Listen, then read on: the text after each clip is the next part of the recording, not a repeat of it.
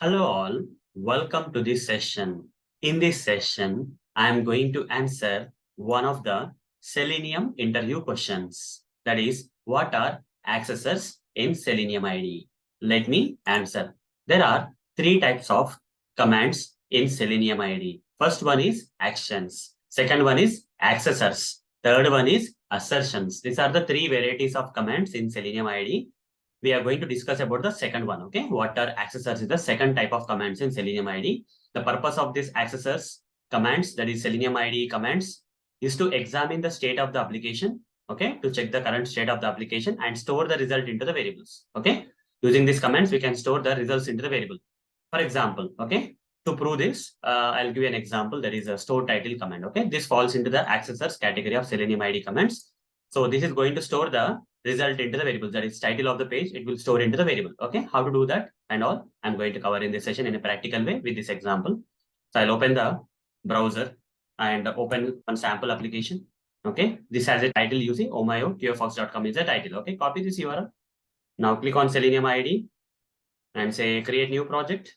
Give the project name, say okay. Now click on record, give the application URL, start recording, maximize, click somewhere. Now come here, stop the recording. Test one, say okay. Now here, write down something. Store. When you say store, you see a lot of things are coming. All these are accessor type of commands, okay? But I'm going to give only one example, that is store title, okay? Out of this store commands we have, that is which belong to accessors commands. We have store title, one of the commands, store title. And here, you should not give anything. Here, give the variable name, okay? It will retrieve the title of the page and store into this particular variable, whatever you are giving here.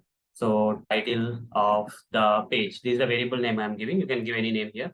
Now come here to the next line and I would like to print the title. Okay, I have to use echo command. And here in the target, you just write $symbol, curly braces. Inside that, give the variable name, that is the title of the page. Title of the page, like this. Now remove this. This line is not required. Delete this. So open the application URL, maximize the browser window. It will retrieve the title of this page. omayo.qfox.com will be retrieved and it will be printed here. Okay, into the variable it will store. And the next step, using the echo command, we are going to print in the log. In the logs, it will get printed. Run this. The title of the page should be printed in the log. You see, echo, this got printed.